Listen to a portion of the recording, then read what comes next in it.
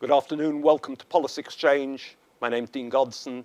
I have the pleasure and privilege of being your chairman today for this seminar, After Afghanistan What?, with four of the leading figures in the current transatlantic debate on this issue. My apologies that Michele Flournoy, former Under-Secretary of Defence, is not now able to join us today, but we have nonetheless a star-studded panel here for you today, and we'll be running it. They'll be each of them will be speaking, and then we'll throw it open to questions.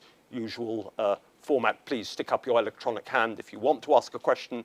My apologies to anyone in light of the, no doubt, many questions from the massive audience here today for people who will be disappointed if we can't ask questions, but we will guarantee to pass your questions on if we can't ask.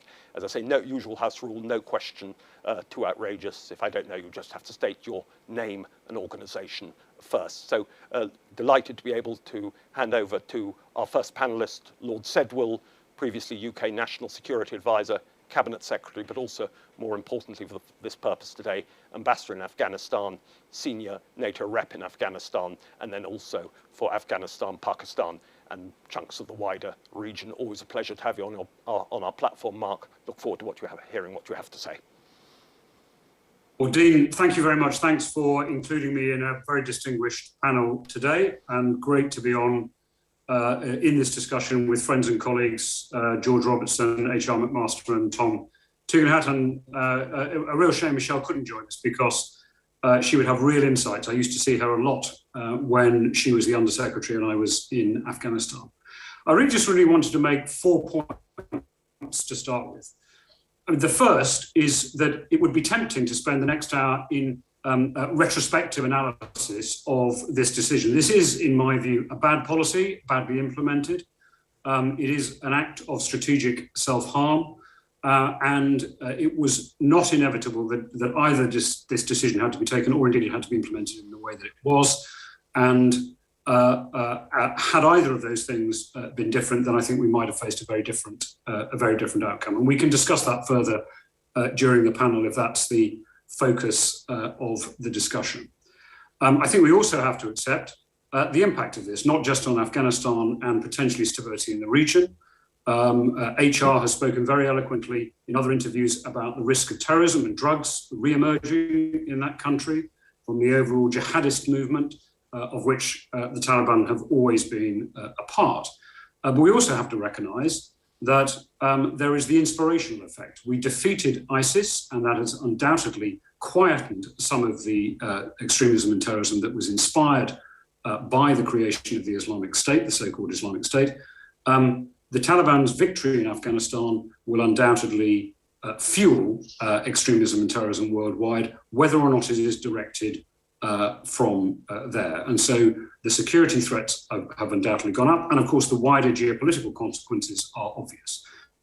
If you are one of our authoritarian adversaries, you will be right now going around the rest of the world to those countries that are in play, saying to them, you see, we told you so. We have the strategic patience and they don't. And I'm sure my fellow panelists will want to touch on some of those issues. But the 3 points, that was my first point. The 3 points on which I really wanted to focus are, okay, what now? Because I think while we should spend some of our time focused on why we've got ourselves into the position we are in, and some of the false narratives that have appeared around that, actually, we also have to work a way forward. We are where we are. We can't undo the decision that was taken. The Taliban are going to be in power in Afghanistan, and we need to deal with the consequences. And I think there are 3 things we need to do. First, there will need to be a major humanitarian effort in and around Afghanistan. We will be very lucky indeed if there is not a really significant refugee crisis. There have already been millions of refugees out of Afghanistan over the past several decades. The neighbours really can't absorb more in those numbers.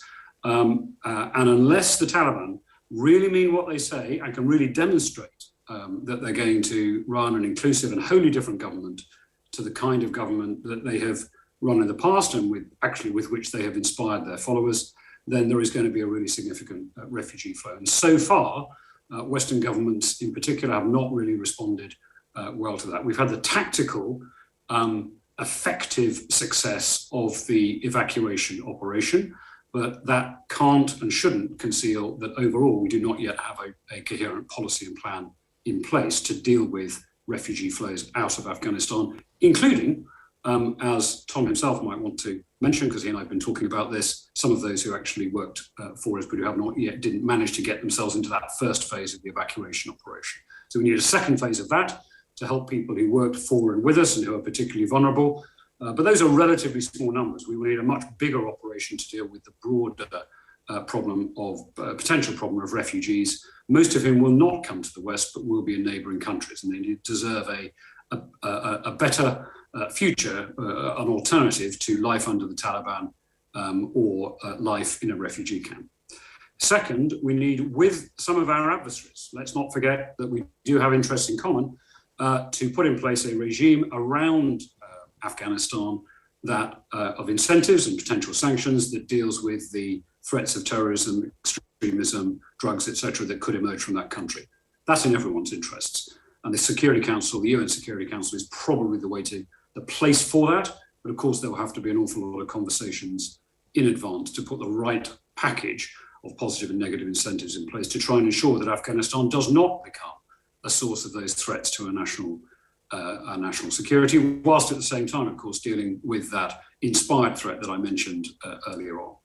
And then third, for the West, for NATO, and it'd be very interesting to hear George Robertson in particular on this, what do we do to restore our confidence and the confidence of our allies and partners around the world in the United States and in NATO? You know, when we say we're committed to their security and stability, when we say we're going to invest in their countries in order that they aren't tempted by the Belt and Road and seduced by some of the alternatives, how do we convince them that we're there for the long term, or that some future president won't decide that actually they want to focus on nation building at home or whatever it might be? And I think that isn't a today problem, but it's not much after the day after tomorrow when we're going to be facing that problem. And I think there is a really strategic geopolitical issue that we need to address there and identify how do we demonstrate that we retain both the capability and the will to protect and promote our values and interests worldwide. And that is probably the biggest political question, even though right now we should be focused on these first two, the humanitarian and the security issues, which, by the way, I think some of the solutions align. Dean, that's probably enough for me to start. Thank you so much, Mark. Much appreciated. Now over to Lord Robertson of Port Ellen, this most distinguished former Defence Secretary, Secretary General of NATO, of course, at the time of 9/11, the only time of the invocation of Article 5, and a key player in setting up of the international and NATO footprint in Afghanistan. Always welcome on our platform, George. Look forward to hearing what you have to say. Thank you very much, Dean, and thanks for setting this interesting panel up. And it's good to be on with Mark and Tom and HR in considering what is such an incredibly important issue for our time and for the future to come. On the 12th of September 2001, I had a genuine feeling of pride as I stood at the rostrum in the old NATO headquarters building and read out the invocation of Article 5 for the first time in the 62 years of NATO's history. An attack on the United States of America was to be seen as an attack on all countries in the alliance. Now we are nearing, in 9 days' time, the 20th anniversary of that date and that statement.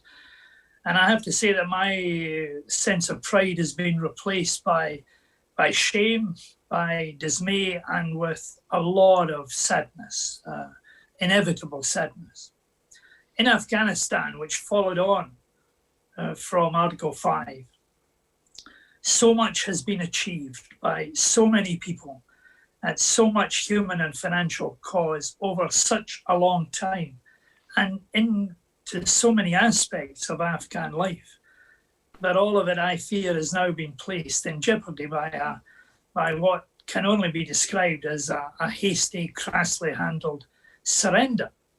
to the very people that we fought and defeated 20 years ago.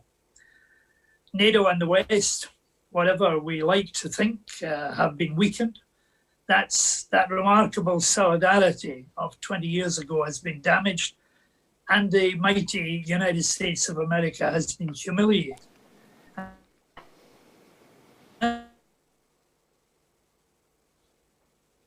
Failed to learn lessons in making what was, after all, an inevitable withdrawal from Afghanistan, making it measured with civilians having priority and making it conditions-based. You know, the coalition of self-interested neighbours, which we assembled, and I had a lot to do with that we assembled in 2001 for ISAF with a United Nations mandate, was quite incredibly allowed over the years to wither. I think it's necessary that it is reassembled, as Mark has said, because nobody, even those countries who are cheering today, will now be safe with ISIS, K, Al-Qaeda, and the general ratbag of jihadi extremists who have now been assembled in Afghanistan.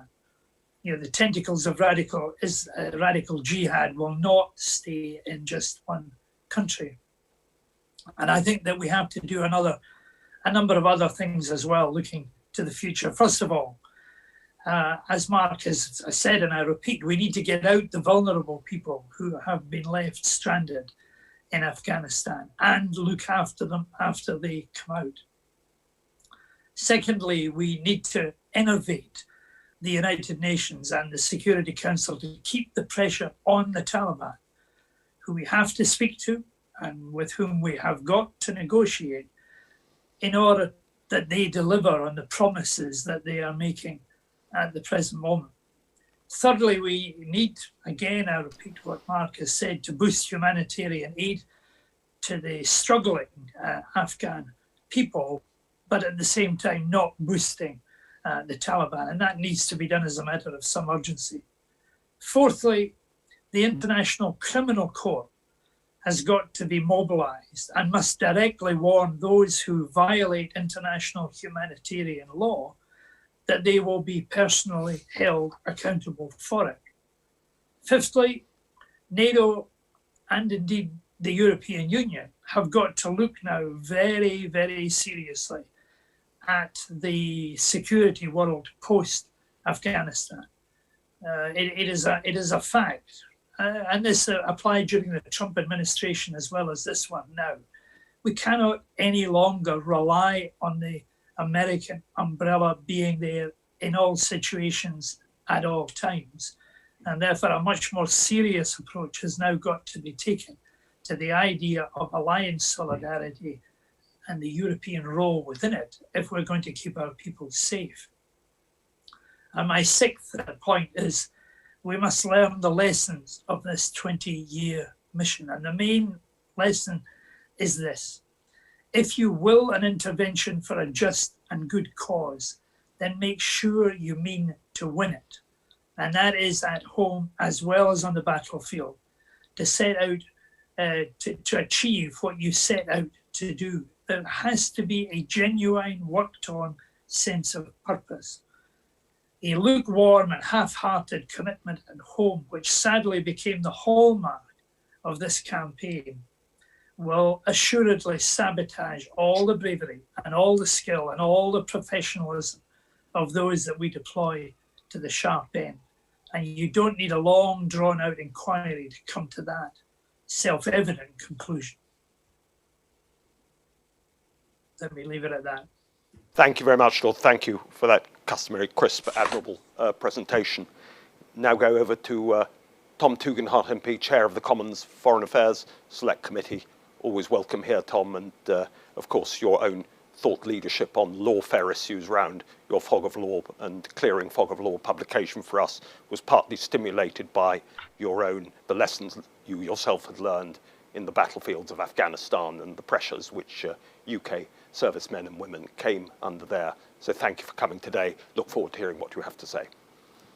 Thank you very much, Dean. I'm immediately thinking of HR and wondering whether he regrets the revolution of 200 years ago, or we'd be referring to him now as Lord McMaster without any shadow of a doubt.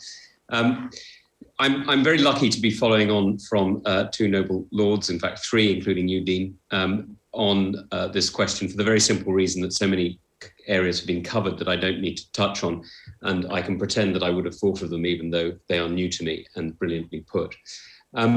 But there are some areas that I will touch on, if you'll forgive me, that I think we do need to consider. And they come in three directions, or three levels. The first is national, second is regional, and the third is global.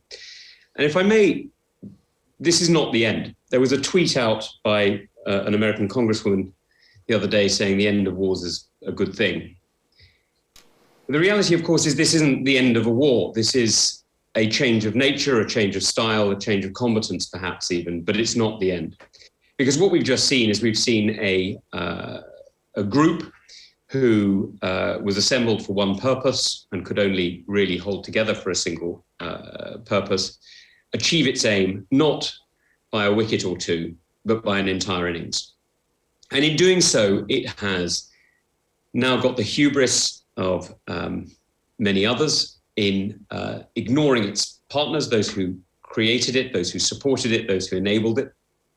It is turning its back on its friends, and it is now engaged in what is sadly all too common, not just in Afghanistan, but in all revolutions, that it is turning on itself already. Now, it's too early to be confident that that is the end result, but it's certainly the early indicators are already beginning. Because the Taliban isn't a single entity. I mean, forgive me, I know the other panelists know this only too well. It's not a single entity. It's the team that was negotiating in Doha is not the same as the team out of Quetta, who owes some allegiance of some description to the son of Mullah Omar, nor is it the same as the Haqqani network, which is the organization most linked to Al-Qaeda that brought suicide bombing into Afghanistan, nor, of course, is it linked to the drug supplies, nor is it linked to any number of other different expressions of the Pashtun movement that we refer to as the Taliban. And so nationally, this isn't over.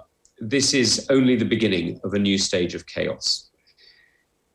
Regionally, that's a huge challenge because, of course, whether you're sitting in Tehran or Islamabad or Tashkent or Dushanbe, this is a real challenge because it opens up not just the possibility of chaos streaming over your border, and Mark and I have been working on a particular incident where this has been a particular concern, but it's actually the reality that the achievement you thought you'd won a week ago, which was to kick out either the great Satan or your principal ally's principal rival, or however you wish to describe the United States, is not actually the victory you hoped for, but merely a change of status from one form of relatively stable but challenging frontier to now an unstable, dangerous, messy frontier. And so regionally, this isn't an answer either. And then nationally, well, you know, we don't need to run this experiment again. We've run it 20, 30 times. Whenever you have an Islamist extremist movement owning a piece of territory, whether it's a nation state or whether it's only a partial piece of one, we know what follows. I mean, we've literally run this experiment so many times, it's absolutely predictable. We end up with a violent extremist terrorist group harboring there, exporting violence, and some of that violence comes to us. And I see absolutely no reason to expect that what we're going to see out of Afghanistan is going to be different from what we've seen everywhere else in Nigeria and Mali and Libya, Syria, Iraq, you know, I can go on. So at all three levels, we have an instability. We have a greater injection of uncertainty into the global commons than was the case a month ago, a year ago. And for us, that raises some other concerns.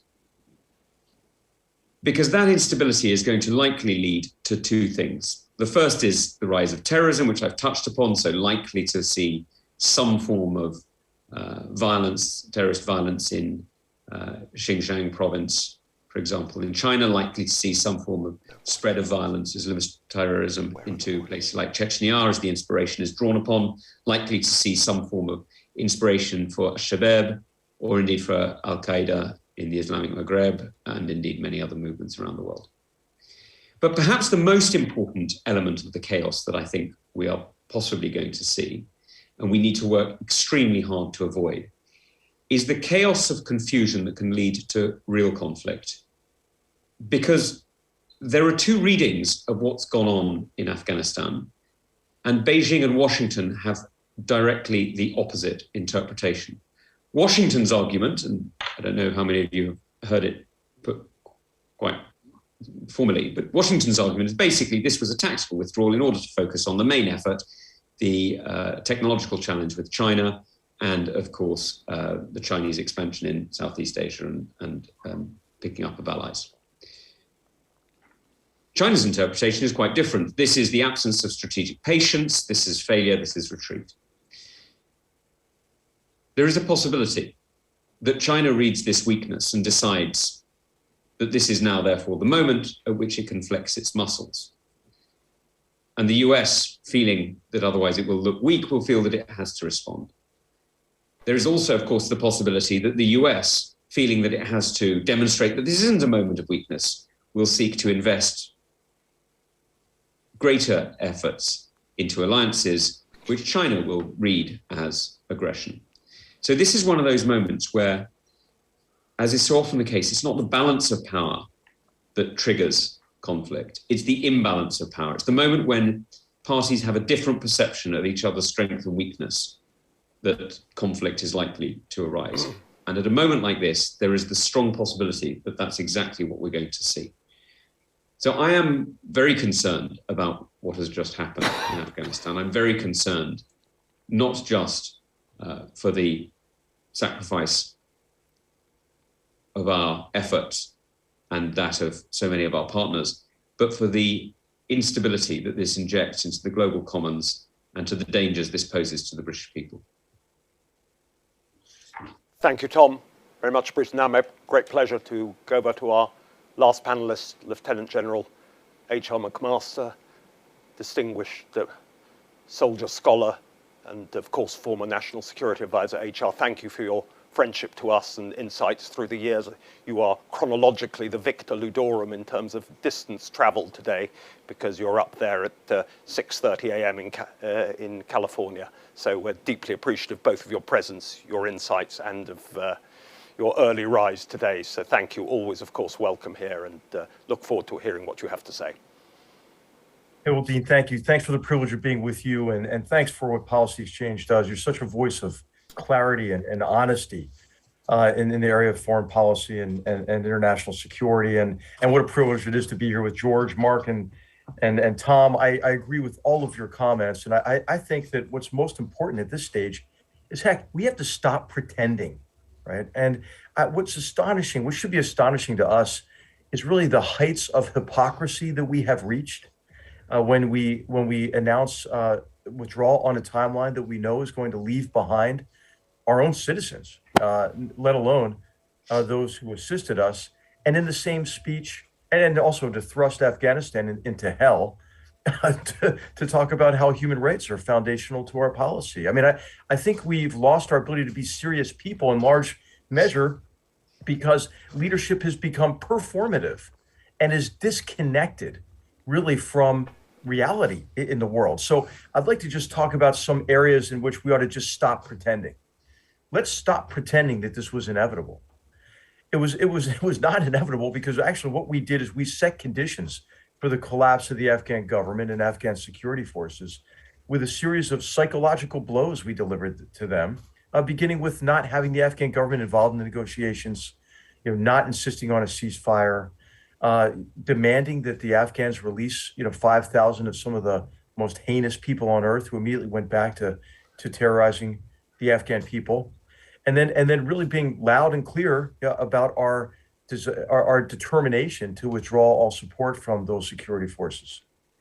So it wasn't inevitable. It was, I think, as George mentioned, it was a surrender to a terrorist organization. So we have to stop pretending, this was just going to happen. we actually helped create the conditions for a jihadist terrorist state in Central Asia.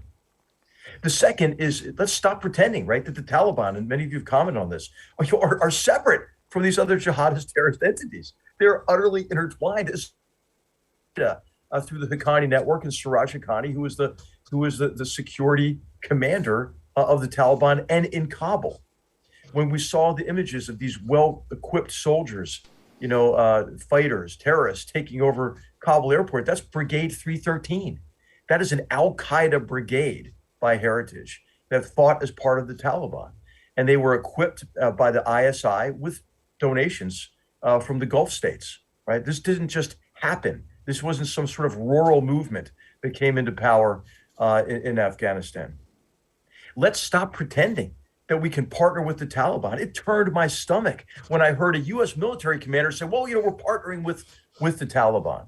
And I guess we were all surprised, right, that somehow, right, Haqqani was in charge of security in Kabul, that there was a mass murder attack that killed 13 of our servicemen and women and hundreds of innocent Afghans. Gee, how strange that happened. Let's stop pretending that these organizations are separate. Let's stop pretending that an over-the-horizon capability now will just keep us safe. We know that's a pipe dream. And we know what we gave up was a sustainable commitment in Afghanistan that enabled the Afghans to help us develop the intelligence, but also bear the brunt of the fight against jihadist terrorist organizations that are a threat to all humanity. Let's stop pretending that we can address, really, the humanitarian catastrophe in Afghanistan while the Taliban are in charge. Because what we're seeing now, obviously, is a morphing of a humanitarian catastrophe into a hostage crisis, in which I think some of our citizens will be held hostage for extended periods of time by the Haqqani network, but also a situation in which the Afghan people are being held hostage. And any aid that we send under the auspices of neutrality and a false nobility of neutrality will be captured by the Taliban and will be weaponized in many ways against its own population. Let's stop pretending, right, that there is no political crisis, right, associated with this in terms of U.S. and really all of our credibility, in terms of our ability to sustain efforts and sustain the will necessary to achieve outcomes. As many of you have mentioned, Mark and Tom, this is damaging to our credibility in the world, and in a way that I think is sowing doubts among our allies. And we're discussing this openly and frankly today, but also emboldens our adversaries. And to Tom's point about this, I think you can draw a direct line between the unenforced red line in Syria, 2013, 2014, and the use of chemical weapons for the purpose of mass murder of innocents, to Russia's annexation of Crimea and invasion of Ukraine, to China's acceleration of island building and weaponization of those islands in the South China Sea. What are we going to see next? Let's stop pretending that this is not a security crisis as well, and that somehow we've made the world safer. I mean, this is crazy. You hear actually the opposite of what is the case. And Tom and Mark, as you mentioned, and George, I mean, this is not, this is not a theoretical case, right?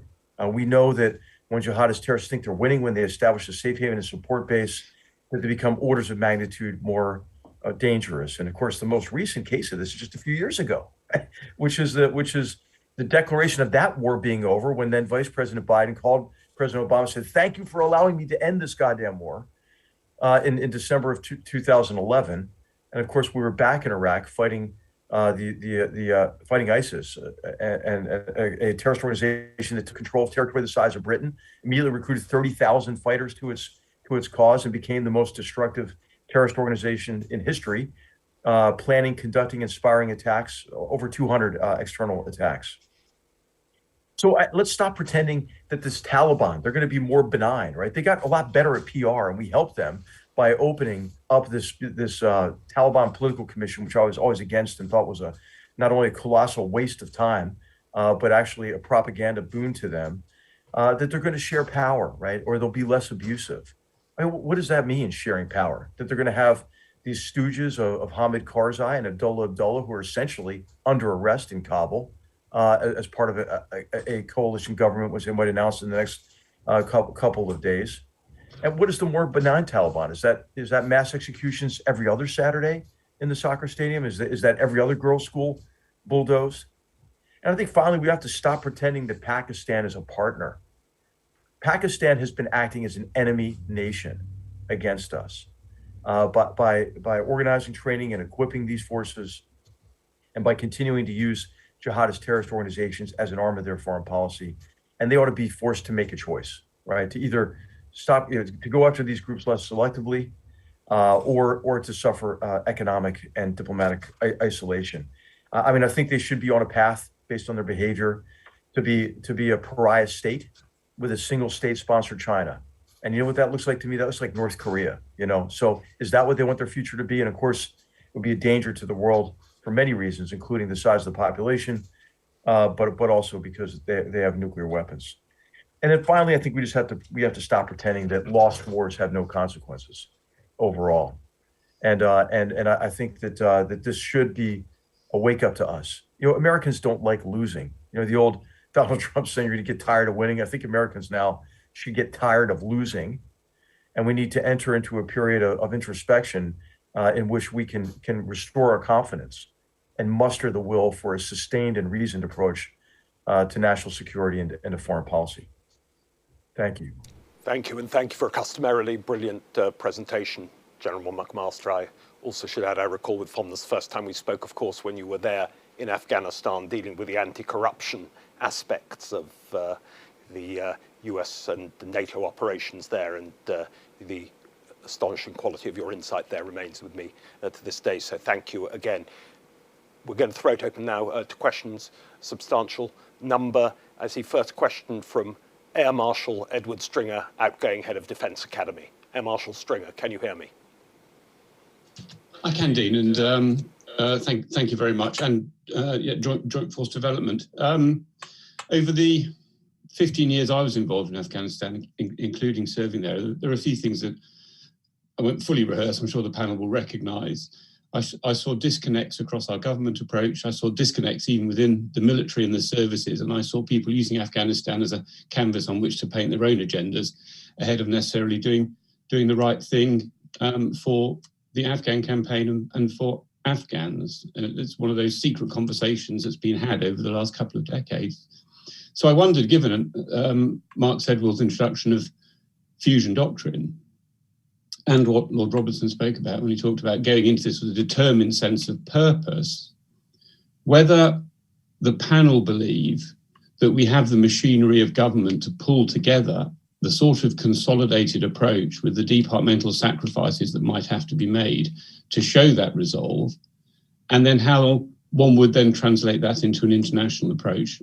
And I said it's not just to look backwards at what we've done, but to look forward, suggesting we still need a comprehensive approach in dealing with Afghanistan, the title of your event today, but also, as Tom Tugendhat said, looking ahead to China, which also presents a massively multifaceted, complex challenge.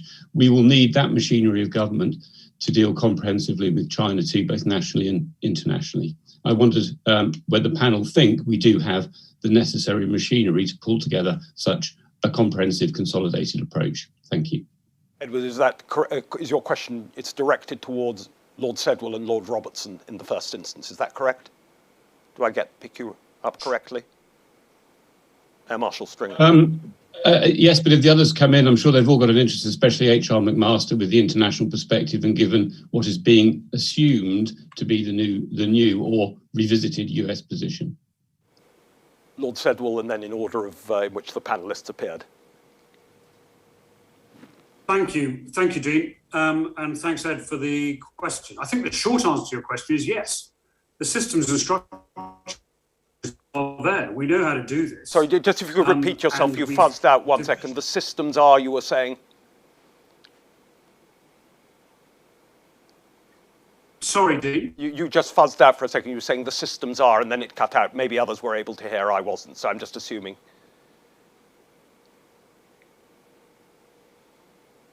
Frozen. George, do you want to just step in? Well, I see. Sorry. You're Are you, sorry, can you start again? Sorry, Lord Sedwill. You were...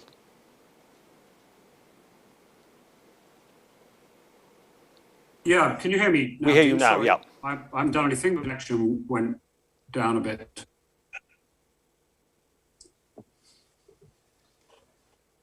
George, can we go to you? Sorry. Lord Can you hear me? I think Mark's internet connection might be a bit dodgy at the moment. The thing is, he said his answer was yes, and my answer is no. Do we have the machinery of government to do it? I'm not sure that we do. You know, if I could give an example unconnected to Afghanistan, in 2016, the British government had a national exercise, full-scale exercise based on a pandemic, a flu pandemic. So that exercise involved every agency and every of the devolved authorities and the rest of it. And Operation Exercise Cygnus came up with a series of recommendations. And it seems to me, having read that report, that we simply haven't got the joined up approach to these big issues that we should have. And I do remember in America, and HR McMaster will know this more than most, the interagency battles that go on there. I found myself as the NATO Secretary General almost having to arbitrate between some of the agencies on some of the issues, including this one of Afghanistan, where the Department of Defense was fighting against NATO taking over ISAF at the same time as the State Department was all in favor of it. And it took the President Bush, to actually make the final decision in the Oval Office based on my recommendations that actually put the Department of Defense into its box at that time. So I'm not confident that we yet have the machinery of government in a position to be able to deal with some of the bigger issues that are going to come down the line. And I think we should be thinking very deeply about it. Thank you. Mark, do you want to come back in now? Sorry. Can you hear me? Yes, if you can hear me. Yeah. So I sort of started with yes, and then I dropped out, and I think George didn't hear the but. Because essentially my key point that systems and structure there, we know how to do joined up government, fusion doctrine, integrated, etc. have been written about that. And undoubtedly lessons from Afghanistan over the campaign. For too long, we were trying to fight the campaign rather than build Afghan capability. But even when we started building Afghan capability with the transition program, which began when I was there as the NATO representative, and that was a decade ago, it turns out we didn't really complete it. So as HR has said on another occasion, when we withdrew the Afghan Air Force, at the same time, we hadn't Afghanized that capability. There are definitely lessons around how to do counterinsurgency, how to build capability in states like Afghanistan that are self-evident if an expedition campaign again, and understanding that politically Mark, I'm afraid on the table for the reasons Tom Tugendhat.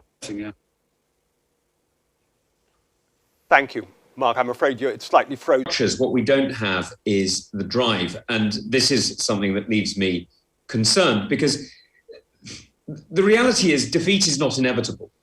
Defeat is a choice in a conflict like this. And it is a choice that we have made politically. Our leadership at various different levels, in various different capitals has made it. I mean, the most obvious one, of course, is the White House. And forgive me, HR, but I'm not going to shy away from it. The reality is this is a decision by not only this president, but two former presidents to effectively announce a departure, sign the instruments of surrender, and then withdraw in 3 different terms. And that is an extraordinary thing for 3 successive US administrations to do.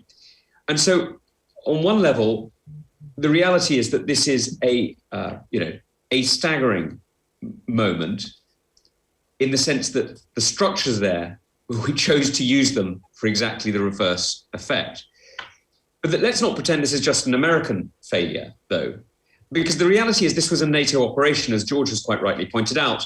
He brought together the most extraordinary coalition. And when I was, HR didn't know me in those days. I was but a major when he was already a major general. What was quite striking was that the level of contribution, the level of cooperation from countries that you wouldn't normally have thought of as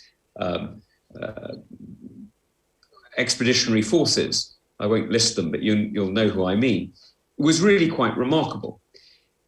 But all of us together have somehow chosen over the last few years that despite the reality that effectively combat operations ended in 2014, and for almost every country, battlefield casualties ended roughly at the same period. For the United States, it continued for a while longer, but in proportionately relatively low levels. This is a decision that countries around the world have taken or allowed to be taken by refusing the capability to invest. I mean, there was one comment that I heard yesterday from our own Foreign Secretary that, I've got to say, surprised me. Many years ago, I heard a Foreign Secretary sitting in an extraordinary, glorious office that the holders of that office enjoy. And he said in a meeting in which we were talking about defense cuts, if we don't have the capability, we don't have the responsibility.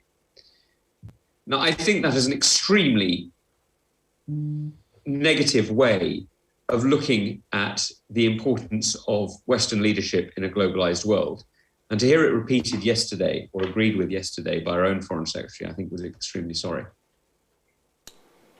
Lieutenant General McMaster, and if I just ask Mark, I'm afraid we've asked for technical reasons with your bandwidth. Would you be willing to switch off the video so we can hear you? Apparently, there's a limited resource, just if we can have the audio with you. Thank you, HR.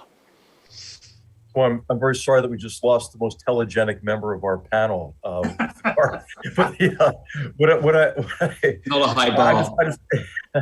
I agree with Tom. It's about the structures, but it's about leadership. And I think that thankfully, we live in democracies where we all have a say in how we're governed.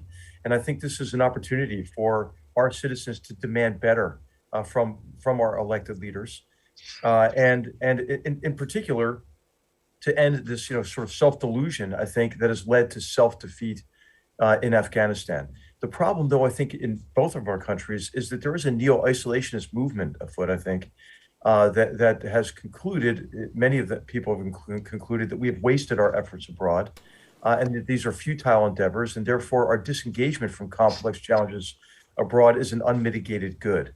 And then there's always been, that's sort of, I think in the US, more on the far right, you might call it a neo-isolationist far right, and it joins up with what I would call, kind of the self-loathing far left that tends to define us as the problem, right? Rather than acknowledging the authorship over the future that our enemies exert.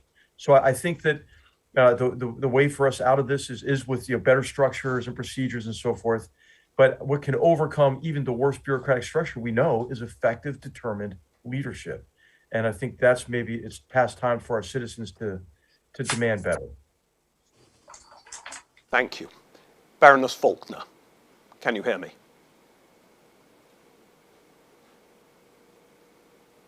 Baroness Faulkner, can you hear me? Hi. Yes, thank you. Thank you, Dean. Look, before I start, I just want to say two things by way of background. I speak as a former Pakistani, a secular Muslim, and someone who spent most of their growing up years happily in and out of Afghanistan. But I've been struggling with the problem of Islamism for about 30 years. And in this period, I've never known an Islamist theocratic regime that was able to hold a sovereign state together without force. And Saudi Arabia is no exception there, because back in 1932, it had a very different context to the context that Afghanistan finds itself in today.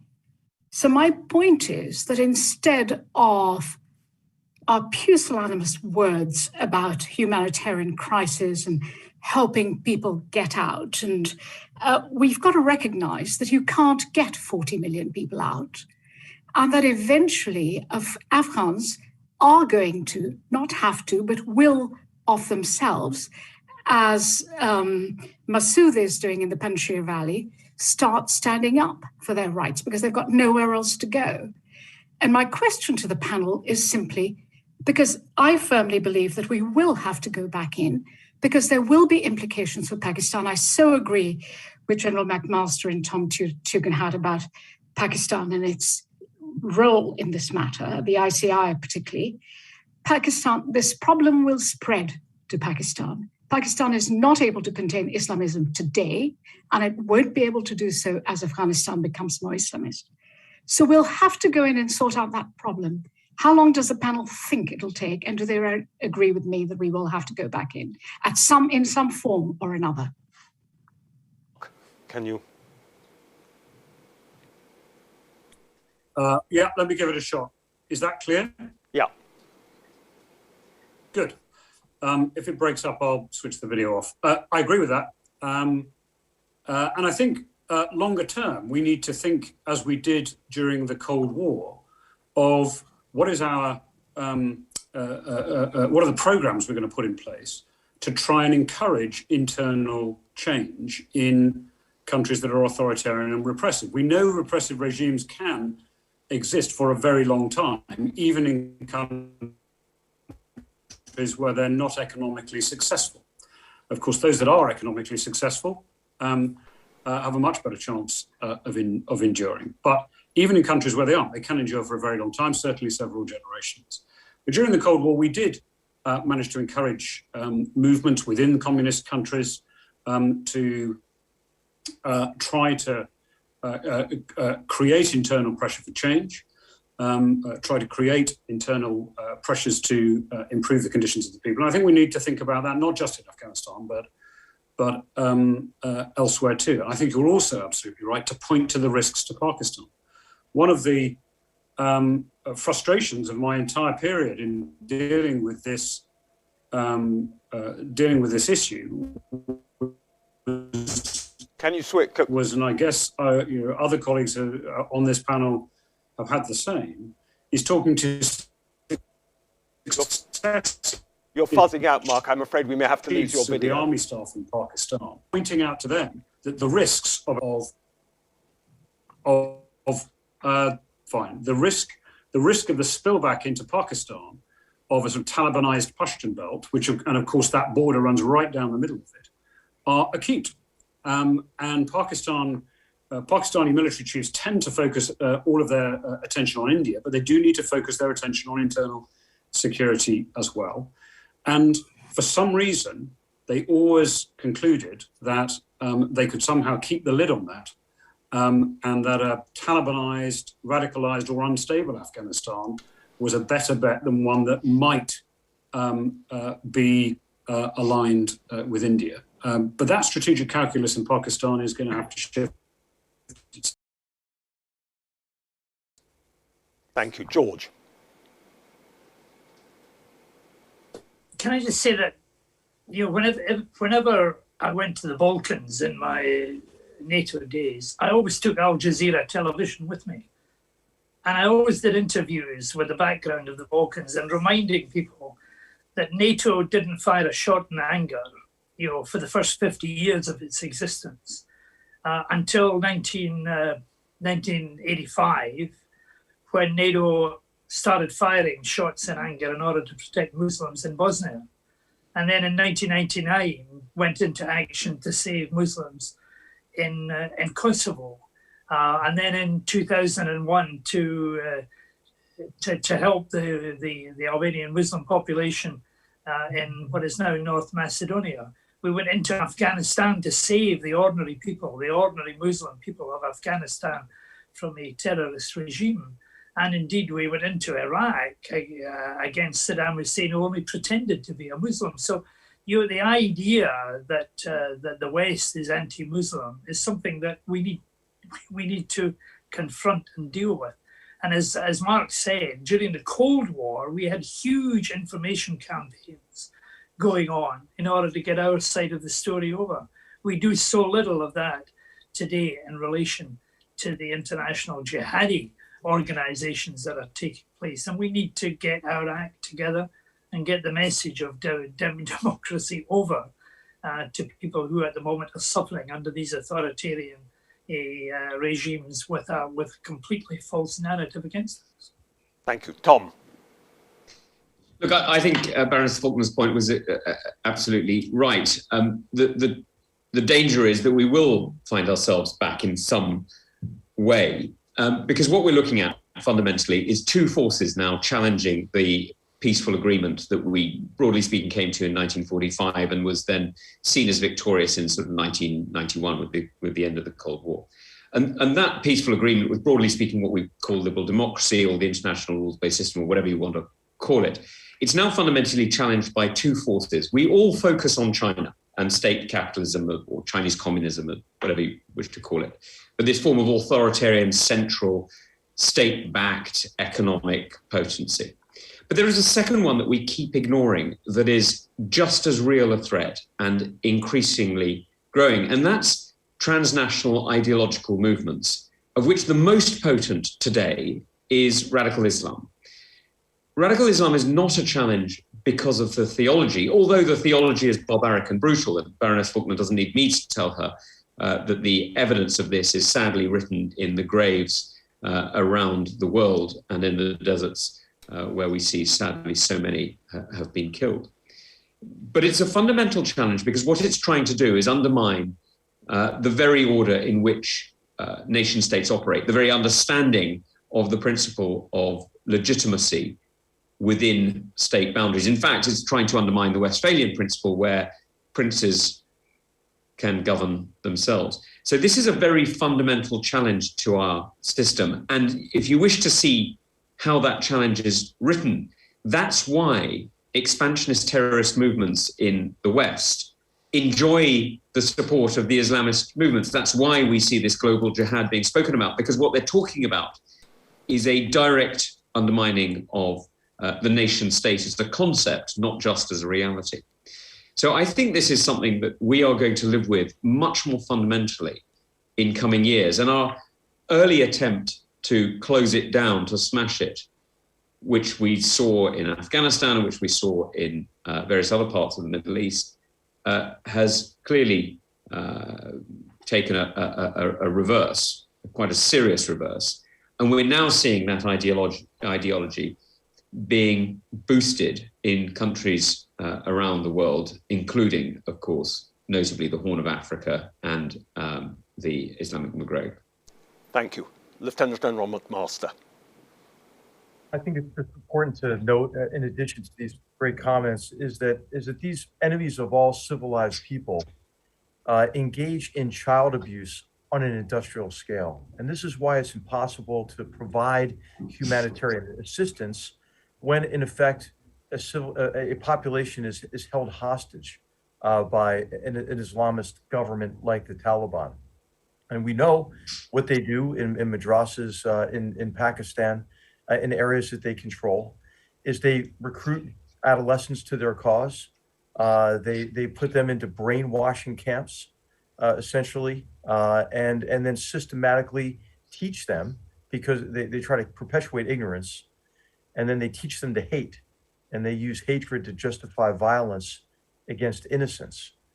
And until you can break that cycle, this will remain a multi-generational problem that we face. But breaking that cycle of ignorance, hatred, and violence, stopping child abuse and systematic dehumanization on an industrial scale requires a security effort and requires sacrifice and a sustained effort. And until we realize that, I think that this plague, what Tom said, is a transnational ideological movement, will remain with us. Thank you. One final question for one panelist, because I know time is short, not least for Lieutenant General McMaster. Carl Dinnan, political correspondent, ITV. Carl, can you hear me? Yes, I can. I hope you can hear me, and thank you for this. I'd like to ask HR McMaster particularly, do you agree with Lord Robertson's assessment that the American umbrella can no longer be relied on in all circumstances at all times? Is this the end, for the rest of us anyway, of America acting as a reliable world policeman? I'm quick one from Mark Sedwill. I know it's a media obsession, but should ministers go on holiday in the middle of a crisis? Can they be as effective on the end of a phone line? And Tom Tugendhat, if you don't mind, does the risk report that you got your hands on yesterday show that the Foreign Office had a better grasp of the fragility of the Afghan regime as early as July? Mark Sedwill, then HR. Okay, very quickly, Carl. Look, that was an internal document prepared by the Audit and Risk Committee of the Foreign Office. I mean, this is the sort of document that departments prepare all the time. It wasn't supposed to be a gotcha moment. It was supposed to be a discussion about a document that I thought would have been front and centre. So I think it demonstrates pretty clearly what was known at what point. Lord Sedwill. So I've switched off the video again just to try and keep the connection going. There is something in leadership about being present, and I think, as he said, the Foreign Secretary said that if he'd known Afghanistan was going to go as badly wrong as quickly, then he wouldn't have gone on holiday at exactly that time. But in the end, these are high pressure jobs, and people do need a break from them, and they do need to be able to be able to recharge their batteries, and we've all been in that position as well. I think on the broader question, if I may, on the reliance on the United States, I think something the rest of the alliance has always done, and although not many of us would use the same language as Donald Trump, he had a point here, is if the rest of the alliance free rides on the United States, then the United States might not be there. And we need to show that the rest of us that we are willing to put as much equity, capability, risk, etc., into our collective security as we expect the United States to. And then we have a better argument, frankly, for demanding the United States does the same, rather than this somewhat adolescent approach that it must look like from Washington at the moment. The UK has a pretty good track record on that, but not all of our allies do, and not even we invest as much in national security as the US for the reasons we know. So I think there's something about Washington, but there's also something about the rest of us on that broader question. Thank you. Last word, Lieutenant General McMaster. Yeah, I'll just say that I don't think Lord Robertson said that the United States is no longer committed to NATO and to the transatlantic relationship and to our other allies around the world. But this is a period of time when Americans are questioning their commitments abroad, and it's because of the traumas we've all sort of experienced here in the United States. It was a pandemic, a recession associated with the pandemic, social divisions laid bare by George Floyd's murder and the violent aftermath, and then this particularly vitriolic presidential election, partisan political presidential election, and the aftermath associated with that. So there is a period of introspection here in the United States, but I think what we need more than ever is our allies to help us remain engaged, to show us that the tremendous benefits of our alliances, obviously through burden sharing, as Mark has talked about, but also alliance for what? For a purpose, and certainly is to deter war, right? To counter Russian aggression that operates below the threshold of military conflict, but also to deter Russia and the Kremlin, from what could be dangerous actions around the Black Sea or vis-a-vis Ukraine, or continuing the serial episodes of mass homicide in the Syrian civil war. And I think what will be the great competition of the century, which is the competition with China and its authoritarian mercantilist model. And so I think the alliances are more important than ever. And I think that our allies can help make the case to Americans not to kind of withdraw behind the great moats of the Atlantic and Pacific Ocean. That doesn't work, obviously, in today's world. So we need to make an argument to the American people, I believe, for that sustained commitment. But I think America is there now, obviously. I mean, we are investing tremendously in the defense of the European continent, more than the Germans are, I should point out, maybe. And I think that America, when America's counted out, whether it's by Imperial Japan or the North Koreans in 1950, or the Chinese in the various Taiwan Strait crises, you counting America out is a dangerous sort of assumption to make, I think. And we are a democracy, obviously. And when we are attacked or provoked, our popular will can be significant, and it can be sustained with effective leadership, I believe, over time. So I believe this is a crisis, in terms of confidence and political crisis, but I do not think it is a catastrophe by any means in connection with the alliance. And I think with this period of introspection in the United States, combined with sustained dialogue with our allies about the real problems we face, the real challenges we face, I think we can emerge stronger from it. Brilliant, thank you. It's been a fantastic panel. I know you've all got to go. Just please allow me to express on your collective behalf our appreciation to our panelists. If there's anyone who hasn't had a chance to ask a question, please send it in to us. We'll gladly pass it on to our panelists. Thank you again. This is not the last word we'll have on this subject, and we look forward to welcoming you all back very soon. Thank you.